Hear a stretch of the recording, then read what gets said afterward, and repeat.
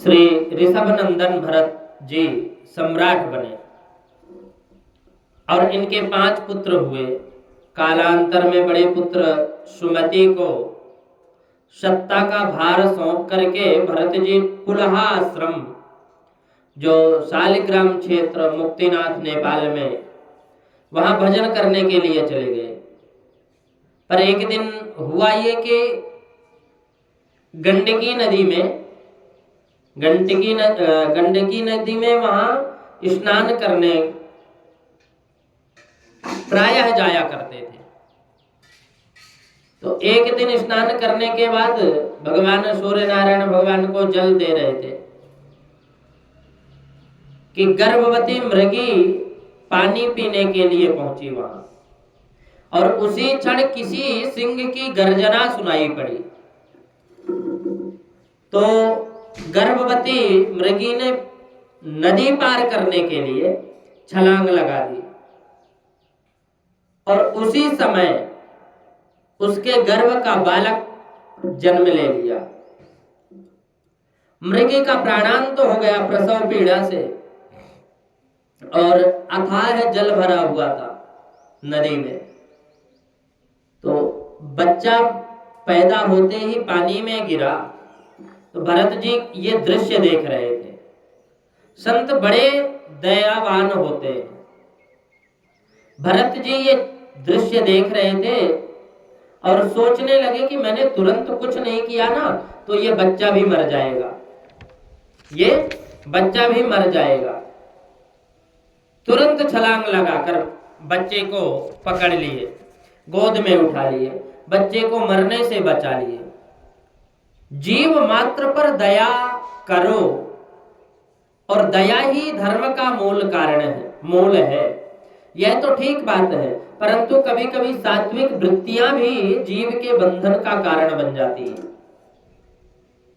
दया का काम यही पूरा हुआ। बस उसको पकड़ करके निकाल लिए, जीवन दान दे दिए। परंतु कभी कभी सात्विक वृत्तियां भी जीव के बंधन का कारण बन जाती हैं। बच्चे को आपने बच्चे को पानी से बाहर तो निकाल दिया, अब घर ले जाए, घर ले करके आ गए, घर ले जा करके दूध पिलाया, कोमल कोमल घास तोड़कर खिलाई। अब भरत जी का चित्त उस मृग शावक से चिपकने लगा, मोह बढ़ने लगा। वही दया धीरे धीरे धीरे धीरे मोह में बदलती चली गई। प्यारा है, अकेला रहता था, अब इसे थोड़ा मन लग गया। आश्रम में चहल पहल हो गई, मृग उछल कूद करने लगा। कभी कभी जब भजन में बैठे तो उस समय मृग शावक आकर के चिपक जाता,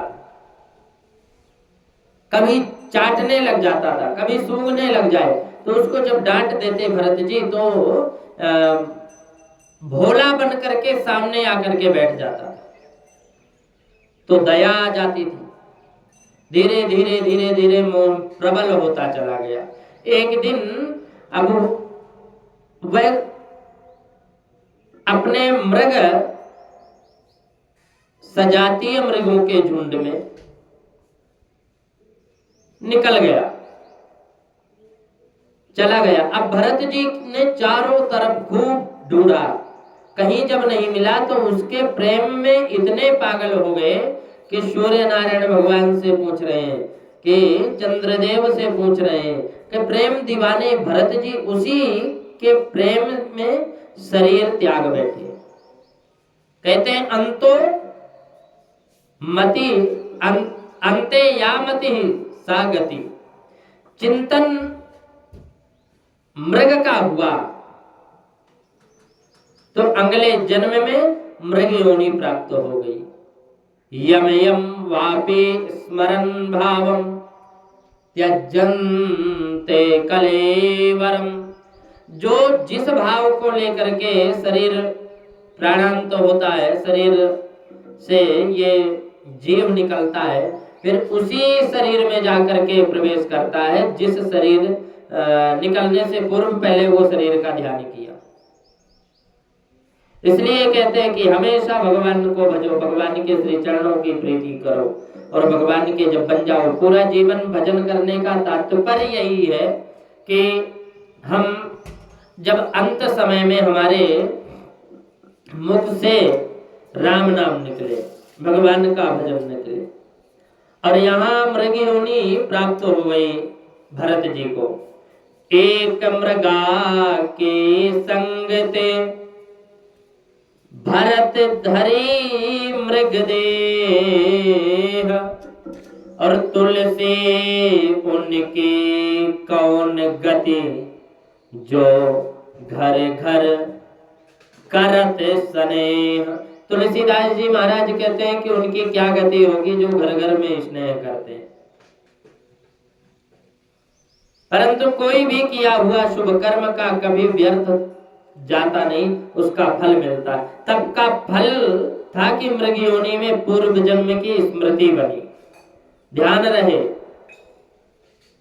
जिसके कारण मृगदेह भी धीरे धीरे धीरे धीरे प्रारब्ध भोग समझकर अंत में त्याग दिया। कालांतर में तीसरा जन्म एक अंगिरा गोत्रीय ब्राह्मण परिवार में हो गया। 9 भाई थे, सब पढ़ लिख करके बड़े वेद पाठी विद्वान बन गए और पिताजी इन्हें पढ़ा करके परेशान हो गए। वेद मंत्र तो याद करना दूर, कभी गायत्री मंत्र याद करके नहीं सुनाया पिताजी को। और पिताजी ने इनका नाम रख दिया जड़ भरत, अर्थात जड़ अर्थात मूर्ख, मूर्ख भरत। और भरत भी यही चाहते थे कि पागलपन की मोहर लग जाए, पागलपन की मोहर लग जाए तो दुनियादारी से बच जाएंगे। संसार से बचने का ही उपाय है कि पागल हो जाओ, क्योंकि जब तक संसार है और संसार में संसारियों को ये लगेगा कि इसमें कुछ हमारा कार्य सिद्ध हो सकता है, तब तक दुनिया पीछे पीछे डोलेगी, ये ध्यान रखना। और अब जब दुनिया के मतलब के जब रहोगे नहीं ना, तो ये दुनिया फिर अपने आप ही छोड़ देगी। स्वार्थी दुनिया बड़ी विचित्र दुनिया है। एक बार एक बालक घर छोड़ करके एक महात्मा की शरण में पहुंच गया। घर वालों को पता चला कि हमारा बेटा अमुक बाबा जी के स्थान पर चला गया और वहां बाबा जी बन गया। तो सब पहुंच गए। महात्मा जी बोले महाराज, महात्मा जी से बोले कि महाराज हमारा बच्चा है, 4 भाइयों में सबसे छोटा यही है, कृपा करो और हमारे बेटे को लौटा दो। गुरुजी ने चेला को बुलाया, बेटा तेरे परिवार वाले आए हैं, इतना प्रेम कर रहे हैं तुझसे, तू घर चला जा। चेला बोला नहीं गुरुजी, हमें मत छोड़ो, हम तो आपकी शरण में आ गए। और गुरुजी ने कहा कि तुझे भजन ही करना है ना, मंत्र दे दिया, वेद दे दिया, अब तो घर जा और घर में ही हमारा जा करके भजन कर। चेला बोला जो आज्ञा गुरुदेव। बेचारा घर चला गया। घर वाले बड़े प्रसन्न हो गए कि हमारा बेटा लौट करके आ गया, बाबा जी बनने से बच गया। लोगों की यही भावना है, बेटा कुछ भी बन जाए, माता हमेशा यही चाहेगी, बेटा चाहे चोर बन जाए, डाकू बन जाए, कुछ भी बन जाए, लेकिन बाबा जी न बने। अब उस माँ को ये पता नहीं कि बाबा जी कौन बनते। पूज्य गुरुदेव भगवान कहा करते हैं कि बेटा साधु 3 प्रकार के होते, कोई एक पेट से होते, कोई चपेट से और कोई ठेठ से होते। पेट से का मतलब भूखा हुआ, उसके घर में कुछ था नहीं, बाबा जी बन गया। चपेट से कोई काम नहीं कर रहा, धमका दिए, कोई भी करके आके धमका दिया, बुरा भला कहना चालू कर दिए, तो वो काम के डर के कारण फिर बाबा जी बन गया। लेकिन इन सब से उत्तम बाबा जी कौन है? जो पेट से बना, ठेठ से बना, यानी बचपन से बना। तो ऐसा होना चाहिए। गुरु जी ने कहा भजन ही तो करना था, मंत्र दे दिया, अब तो भजन कर लेना। घर जाकर शुरू किया, वही 4 बजे जागना, नहा धो करके भजन बंदन करना।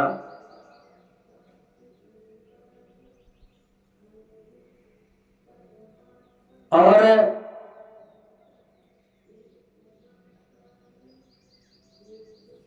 वहां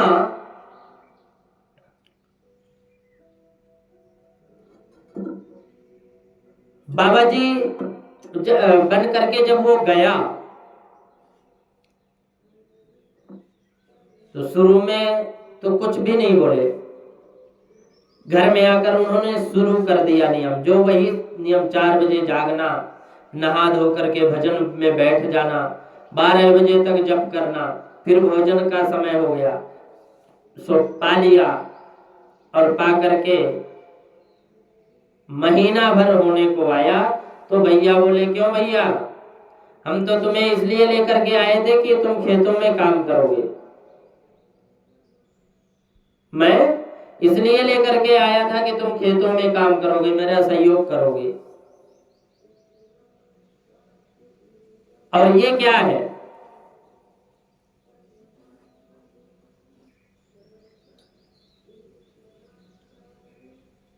जब देखो तब माला लेकर के जपता रहता है। बोले भैया, भैया बोलो सुनो, रखना हो तो रखो, मैं भजन करने के लिए ही महात्मा बनाऊं।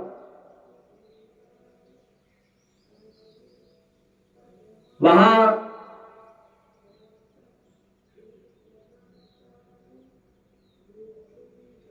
भगवत कृपा,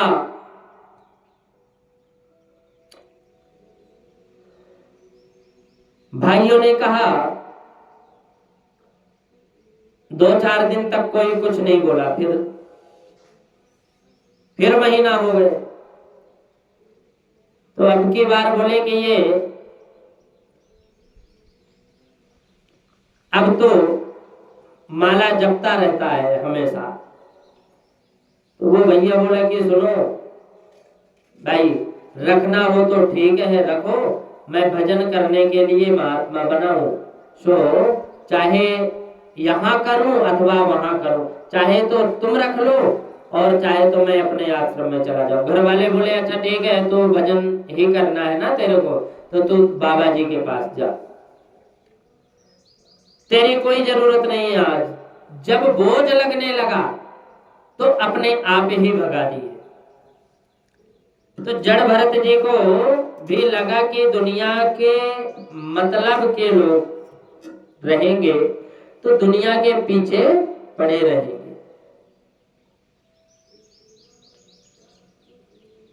और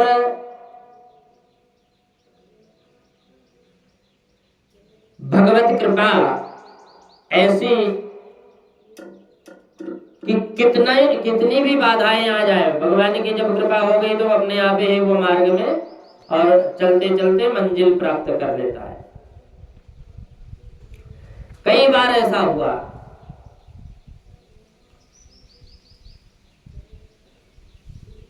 और घर के लोग जब बोझ मानने लगे तो अपने आप ही भगा दिए। तो जड़ भरत जी को भी बुरा नहीं लगा,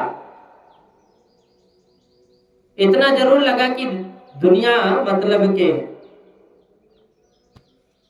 दुनिया के पीछे पड़ना नहीं चाहिए।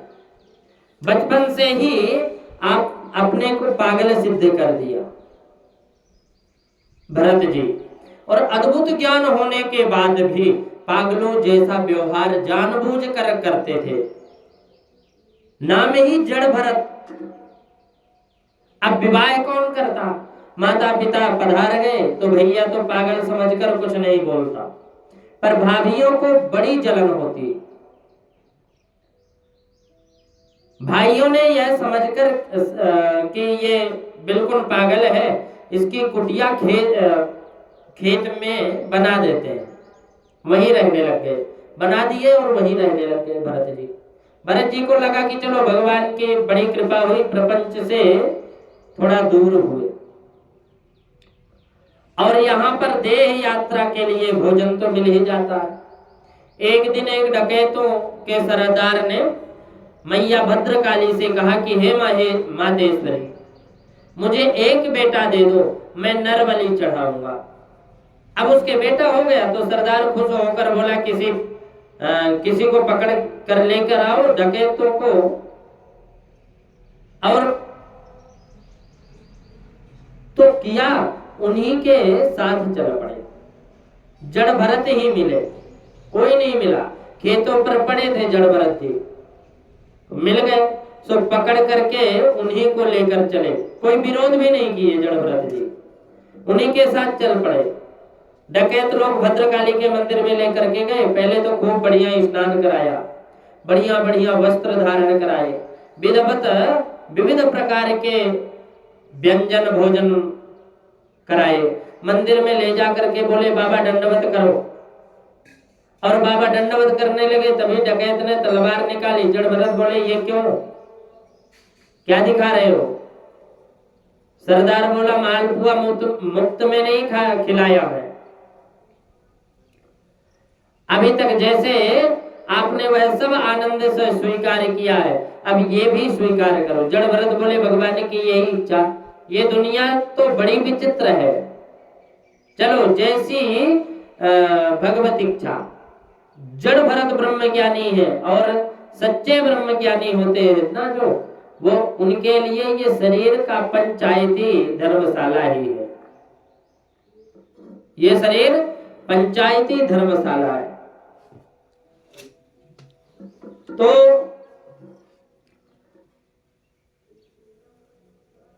जीवन मुक्तों का शरीर तो प्रारब्ध के अनुसार चलता है।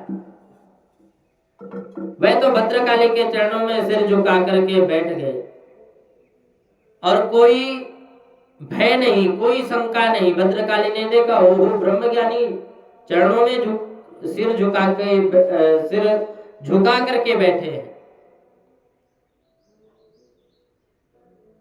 ये अच्छा नहीं है, कोई भय नहीं, कोई ये अज्ञानी लोग इस ब्रह्म ज्ञानी का बलिदान करने जा रहे हैं। सरदार ने जो तलवार का प्रहार करना चाहा, उसी समय भद्रकाली प्रकट हो गई। सहसोच्चाटन सैव देवी भद्रकाली, भद्रकाली माँ प्रकट हो गई, और प्रकट होते तलवार को छीन लिया, और जितने डकैत खड़े थे सबकी गर्दन काट दी। जड़ भरत जी ने जब दृष्टि उठाकर देखा ना, तो मंदिर का सारा दृश्य बदल गया।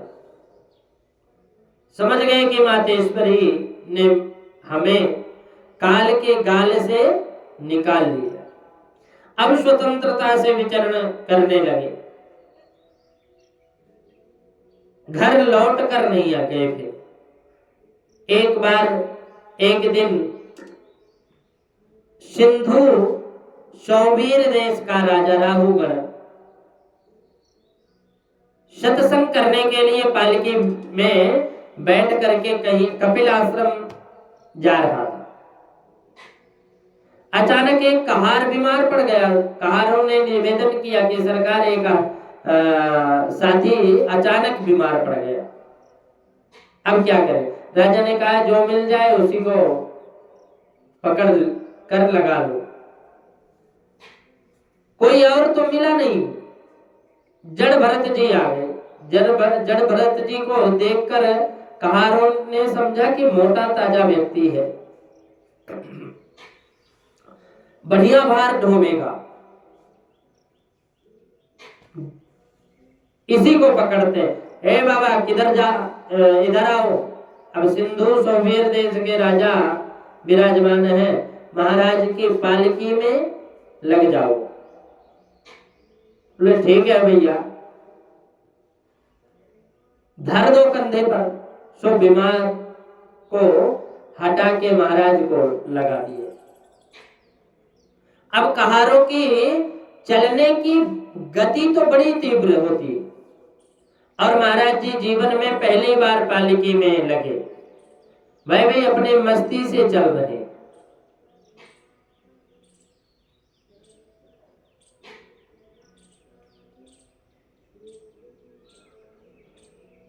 ये भगवत इच्छा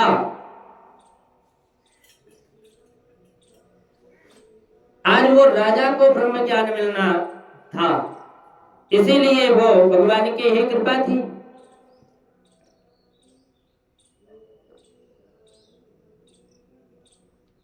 बोले अब क्या करें? राजा ने जो मिल जाए उसे पकड़ कर लगा लो।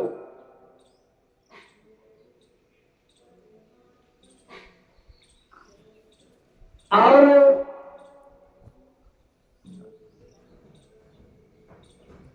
अब कहारों की चलने की गति बड़ी तीव्र होती है ना, तो महाराज जी के जीवन में पहली बार पालकी में बैठे, पालकी चलाए, वह अपने मस्ती में मस्त थे। वो संत क्या करते हैं? दृष्टि पोतम न्यसेत पादम, महापुरुष तो नीचे दृष्टि डाल करके ही चरण रखते हैं ताकि कोई जानवर, कोई चींटा मकोड़ा ना आ जाए। इसलिए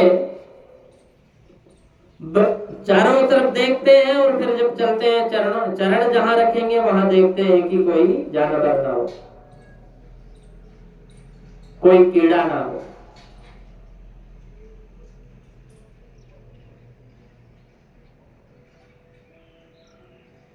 भगवत इच्छा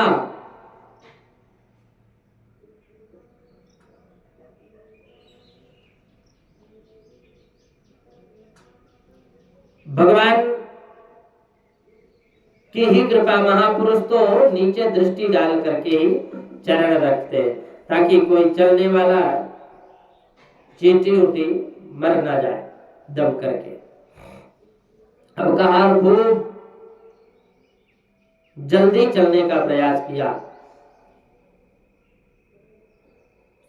पर एक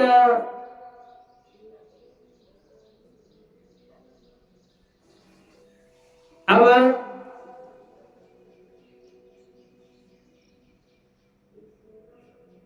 जब आगे चले ना डगमगाई इधर ये पालकी, तो महाराज जी खोपड़ी के ऊपर लगी महाराज जी की।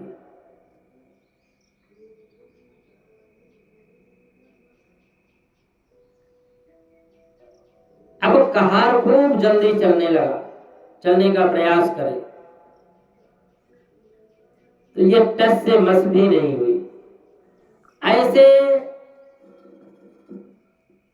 चलना है वैसे ही चलने की अचानक पैर के नीचे सीटा लग जाता है।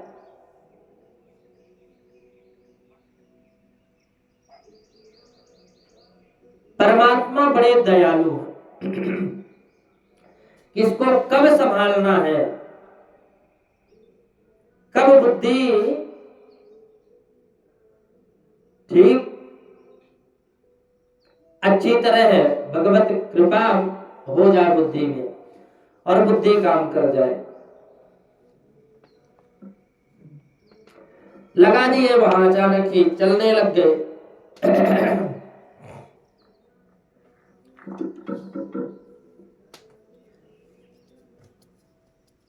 जब डगमगाई तो राजा लाल पीले हो गए। बोले हे भारवाए को, ठीक से पालकी चलाना नहीं आता क्या? मर मर कर चला रहे हो,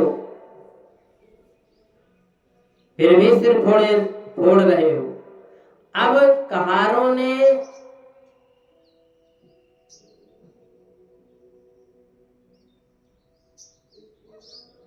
भगवान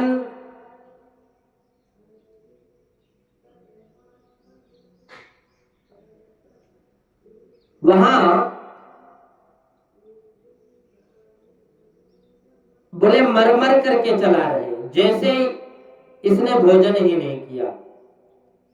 इतने चक्कर में आप हम पर नाराज मत होइए, इसके चक्कर में आप हम पर नाराज मत होइए। एक दूसरा बोला पालकी वाला,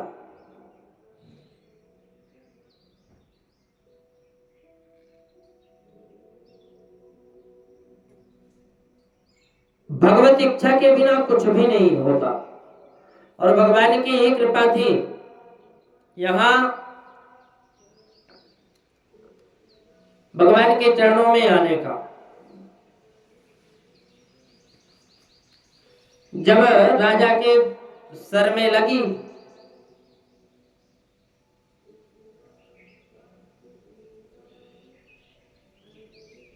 आज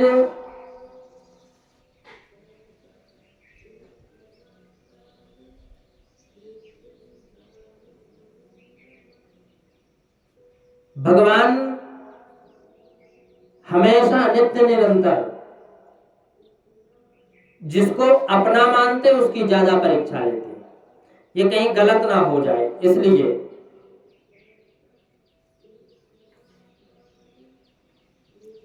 फिर आगे बढ़े और जब आगे बढ़े तो इस बार फिर वो भरत जी, राजा जड़ भरत जी फिर से पैर को उठाए और आगे रखे। एक तो लंबाई ज्यादा और दूसरी बार बार दूर दूर जगह पे पैर रख रहे, तो वो बोझ के कारण ऊपर बैठा है ना पालकी में, तो वो राजा का सर चकराए पालकी के छत पे। राजा व्यंग मार के बाण चलाने लगा। ओहो देखो देखो कितना बेचारा, कितना दुबला पतला है, ये 1.5 हड्डी का आदमी, इसके कंधे पर इतना बोझ तुमने मेरी पालकी का लाद दिया, तुम लोग अभी अभी लगे हो, ये बेचारा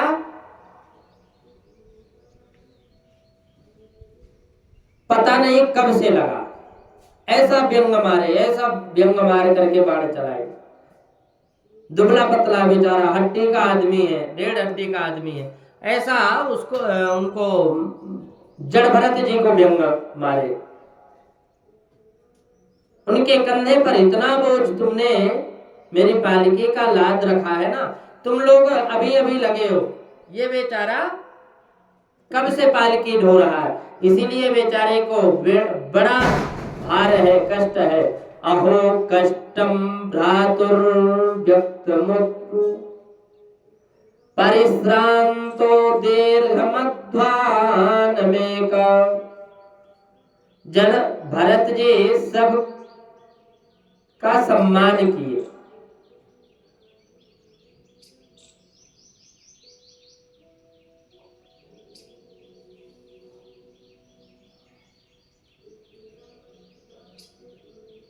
भगवत कृपा ही सबसे बड़ा धन है, सबसे बड़ा धन है भगवत कृपा। जड़ भरत जी समझ रहे हैं फिर भी चुपचाप रहे। कोई चींटा चाटी नजर नहीं आई, तो अब तो क्रोध में होकर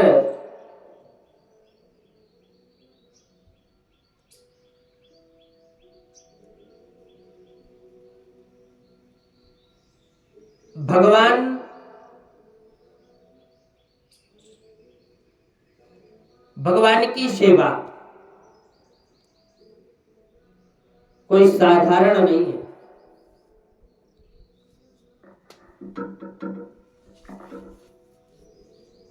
और जो भगवान की सेवा करता है वो फिर मानव, ऐसे अहंकारी मानव की सेवा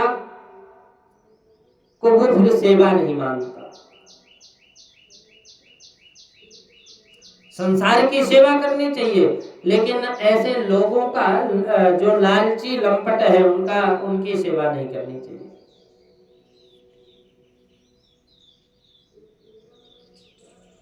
अब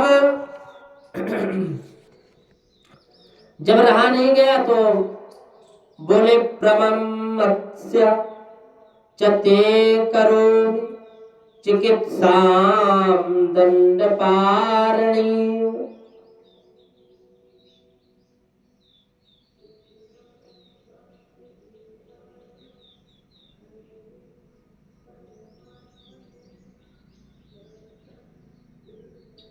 भगवत कृपा अलौकिक है। भरत जी, जड़ भरत जी महाराज साधारण नहीं है। उन्होंने बहुत अच्छी तरह का ज्ञान दिए।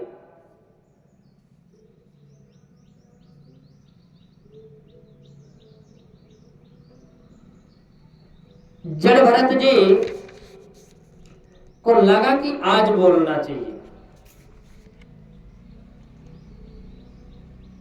क्योंकि आज बोल रहा है ना कि रे मत वाले, तो जानबूझकर नाटक क्यों कर रहा है। इसका ये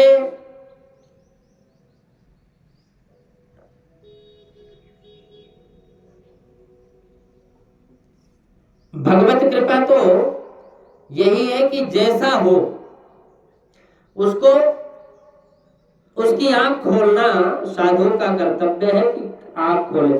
बाकी भगवत प्रेरणा और भगवत की ही कृपा से आंख खुलेगी। बिना भगवत कृपा के कुछ नहीं होता। बोले तू जानबूझकर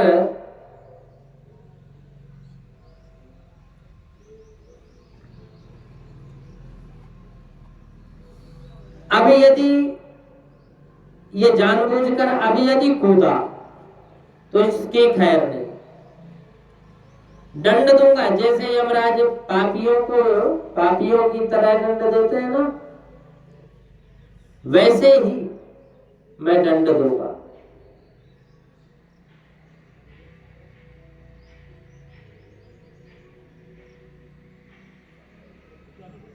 जड़ भरत जी को लगा कि अब बोलना चाहिए। अभी तक नहीं बोले, कुछ भी नहीं बोल रहे थे, लेकिन अब बोले। और बोलने पर मुझ पर कोई फर्क नहीं पड़ने वाला, लेकिन परंतु मेरा अपमान करने से ये जरूर नरक में जाएगा। तो आज जीवन में पहली बार बोले, और ऐसा बोले कि फिर कल्याण ही कर दिए राजा का। संत आगे, संत जल्दी नहीं बोलते, और संत बड़ी कृपामय वाणी से बोलते हैं, तो निश्चित ही जीव का कल्याण कर देते हैं। आज ही क्यों बोले? क्योंकि संत जब बोलते हैं ना, जब कोई पात्र दिखाई पड़ता है। जड़ भरत जी समझ गए कि राहुगण पात्र है, संतों में श्रद्धा रखता है और सत्संग में भी जाता है। थोड़ी सी कसर है कि ये रजोगुणी है, राजा है, तो राजसी अभिमान है। यदि इसका ये राजसी अभिमान निकाल दिया जाए तो योग मात्र योग्य पात्र और मेरा अपमान करता रहेगा।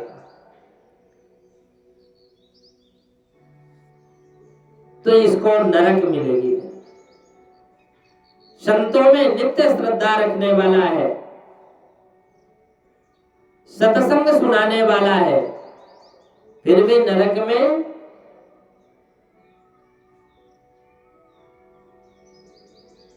आज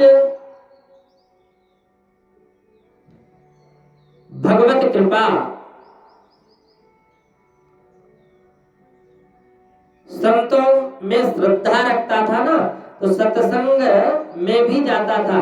थोड़ी सी यही और रजोगुणी भी थी, रजोगुणी था वो राजा, इस कारण से आज बोलते। संतों में श्रद्धा की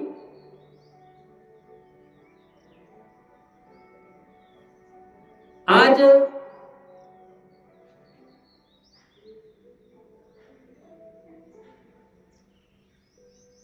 भगवान की लीला अपरंपार है। संत में श्रद्धा रखता था ना राहुगण, और सत्संग में भी जाता था, तो थोड़ी सी कसर थी। वो कसर रजोगुणी कसर को निकालने के लिए आज पहली बार श्री भरत जी महाराज बोले।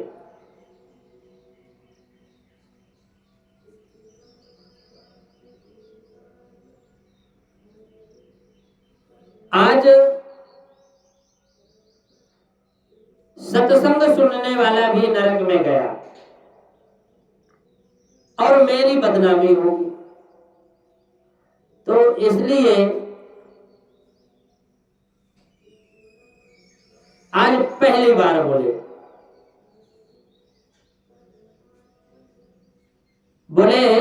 कि त्वयोदितं व्यक्तं विप्रलब्धं भरतो समय स्याद्यति वीरभारः। अरे राजन, तुम किसे दंड देने की बात करते हो? जड़ भरत जी महाराज कहते हैं आज कि किसे तुम, किसके लिए ये वाणी बोल रहे हो? अरे राजन, तुम किसे दंड की बात कर रहे हो? तुम मुझे क्या दंड दोगे? क्यों ना मैं पतला हूं, ना मैं मोटा हूं।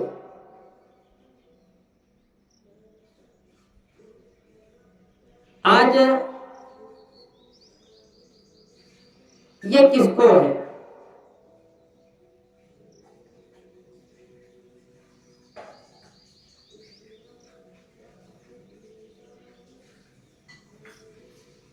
भगवत कृपा से आज जड़ भरत जी बोले,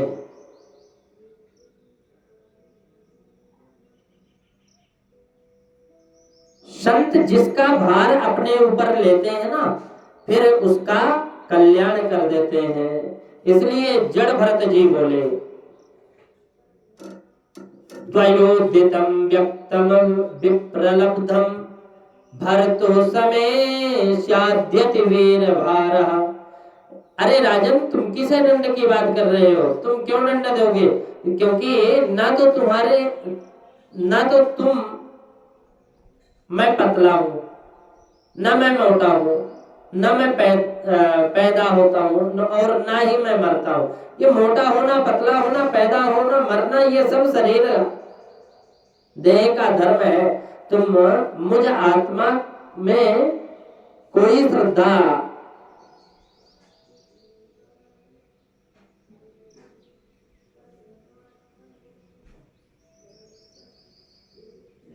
भगवत कृपा से ये सब देह के धर्म है। मुझ पर ये कोई भी द्वंद घटित नहीं है। भगवान की कृपा से ये जायते अस्ति विपरिणीतमे वर्धते अधिक्षयते विनश्यति। जो ये शरीर क्रियाएं हैं और वो देह में होती हैं, आत्मा में थोड़ी होती हैं। जड़ भरत के वचनों में राहुगण आश्चर्यचकित हो गया और सोचने लगा कि मैं पागल बाबा समझता था, ये तो उटपटांग बातें कर रहा था, और ये तो बड़े शुद्ध महात्मा नजर आ रहे हैं। इनकी वाणी में तो वेदांत की परिभाषा है, वेदांत की परिभाषा है। और जी, और है बहुत गूढ़ बातें हैं इस पे।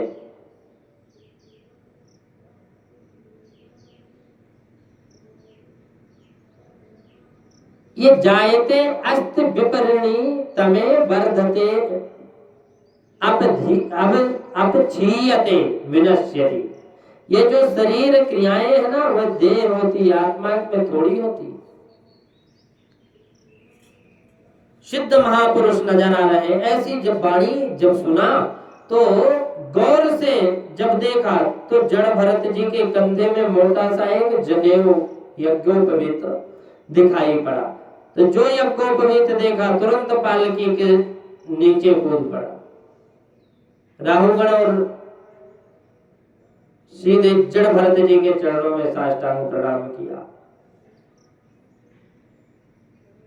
कस्त्वं निगूढ़श्चरसि ध्वजानां विवर्षि श्रोत्रं कतमो बभूतः। राहुगण को लगा कि वास्तव में कोई महाराज है और सिद्ध महापुरुष है। तो राहुगण ने पूछा कि महाराज आप कौन हैं? आप अपने आप को इतना गुप्त रूप में छिपाकर विचरण करते हैं, मैं तो आपको पहचान भी नहीं पाया। आप हैं कौन? आपका यज्ञोपवीत बता रहा है कि आप सच्चे कोई ब्रह्म ज्ञानी ब्राह्मण हैं। मैं संसार में किसी से नहीं डरता, बस यदि डरता हूं ना तो केवल ब्राह्मण के क्रोध से, ब्राह्मण के क्रोध से डरता हूं, वरना मैं किसी से डरता नहीं। ना हम विशंके सुरराज वस्त्राज वज्रान त्रयच्छूलान यमच्छ दंडात। मैं किसी से नहीं डरता, और डरता हूं तो किससे? ब्रह्मकुल मनात, ब्रह्मकुला वनमा, ब्रह्मकुला मानात, यानी मैं सिर्फ ब्राह्मण कुल का अपमान से डरता हूं। ब्रह्मकुला मानात इंद्र कुलित मम शूल विशाला काल दंड हरि चक्र कराला। जो इनकर मारा नहीं मरई विप्रद्रोह पावक सो जरई। महाराज मुझे ब्राह्मण कुल के अपमान का डर लगता है, क्योंकि ब्राह्मण यदि कुपित हो जाए तो ब्राह्मण वह केवल उस व्यक्ति को ही नहीं वरन उसके पूरे वंश का विनाश कर देता है। इसलिए महाराज आप कौन हो? जड़ भरत मुस्कुरा कर बोले कि राजन, है तो हम भी ब्राह्मण, पर खतरनाक ब्राह्मण नहीं है। कोई डरने की आवश्यकता नहीं है। जो कुछ कहना है निर्भीक होकर कहो। राहुगण ने कहा कि महाराज बस मेरे मन में आपके शब्दों के प्रति एक जिज्ञासा है। आपने अभी अभी कहा कि मैं मोटा हूं, न मैं पतला हूं, न मैं छोटा हूं, न मैं बड़ा हूं, न मैं मरता हूं, न मैं जन्म लेता हूं। ये सब ठीक है, पर आपने मुझे कहा कि दुख और सुख आज द्वंद्व प्रभावित नहीं करता। ये बात को कुछ समझ में नहीं आई। तो बोले कि देखिए महाराज, किसी ने चूल्हा जलाकर उस पर बटलोई रख दिया, भगोनी रख दी। अब भगोनी में पानी भरकर चावल डाल दिए तो अग्नि का ताप बटलोई में, भगोनी में, और भगोनी को गर्म करेगा।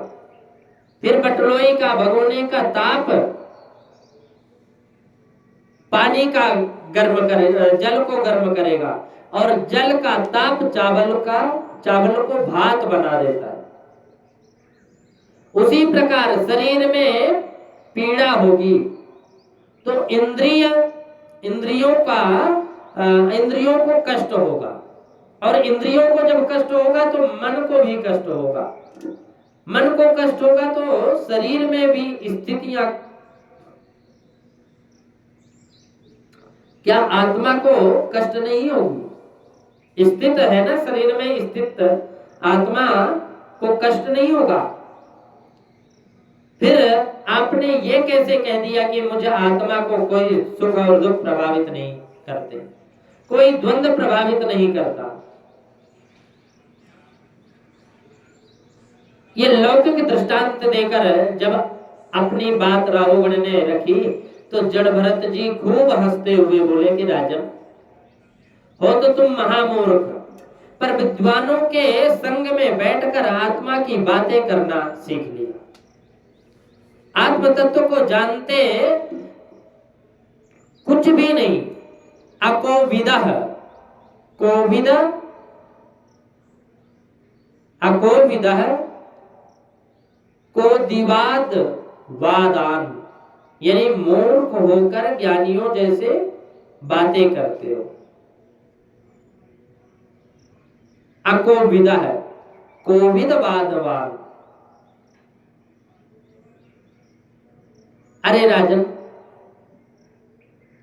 जो तुमने दृष्टांत दिए वह सभी पदार्थ के दृष्टांत है।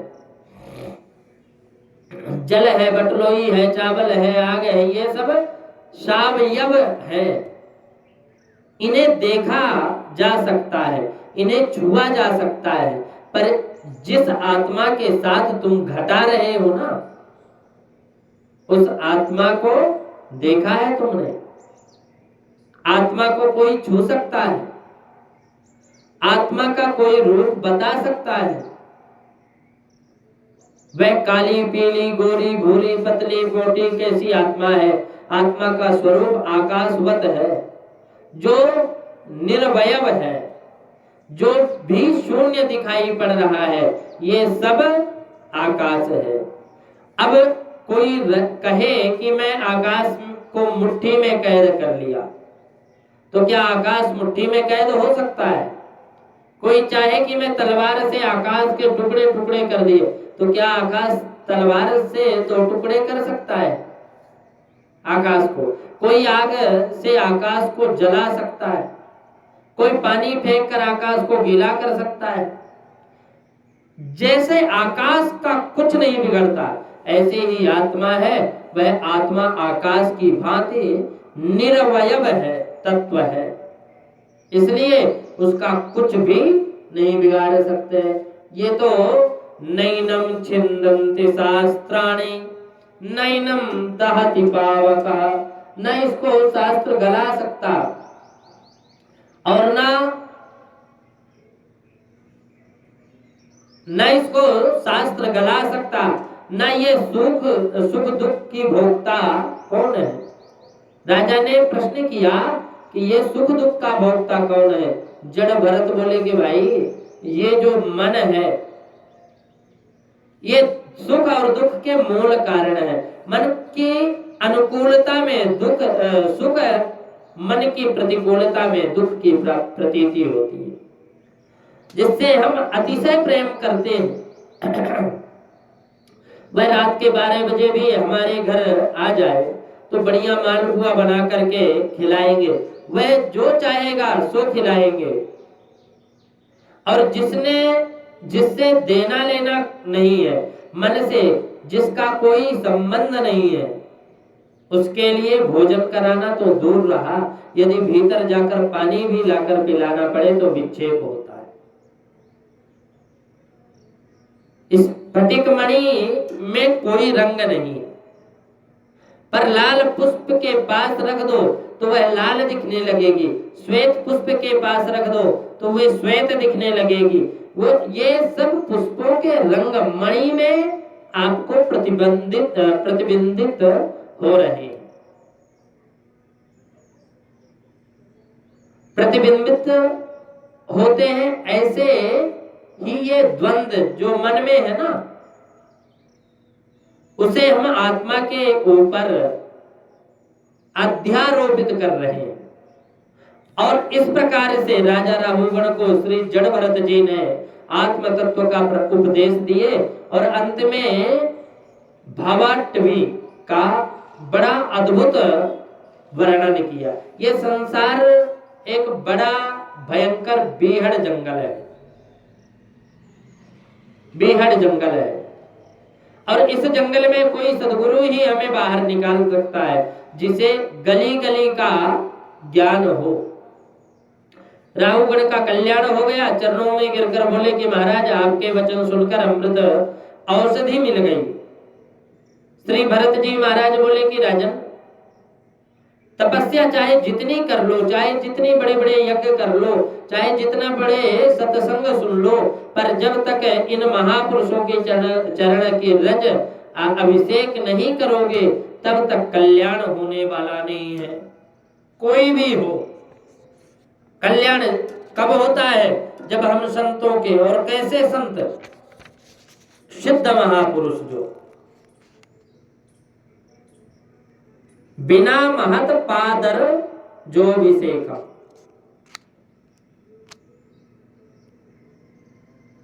इसलिए संतों की चरण रज में स्नान करो। तुम तो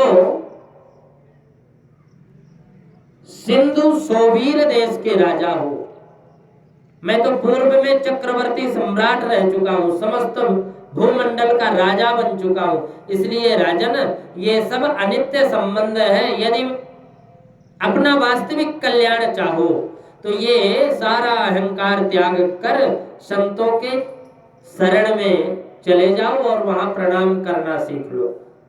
पानी खूब बरस रहा है, पर जो ऊंचे पहाड़ हैं उन पर बरसता है तो पर टिकता नहीं है। पानी टिकता वहां है जहां गहराई होती है, वहीं पर पानी ठहरता है। उसी प्रकार सत्संग और संतों की कृपा की बरसात सबके ऊपर हो रही है, पर जो अहंकार है, अहंकार में पर्वत बने बैठे हैं ना, वही पानी को झड़ाकर चला रहे हैं, वहां टिकने नहीं देते।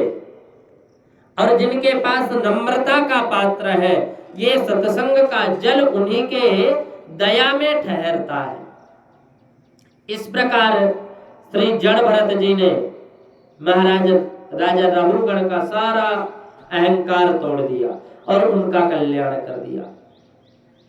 सुखदेव जी महाराज कहते हैं कि परीक्षित, इस प्रियव्रत वंश के अंतिम राजा विरज हुए और समस्त देवताओं की शोभा भगवान विष्णु की आभा प्रभा से है। उसी प्रकार प्रियव्रत वंश में उत्पन्न हुए राजा विरज ने अपने सुयश से इस वंश को विभूषित कर दिया और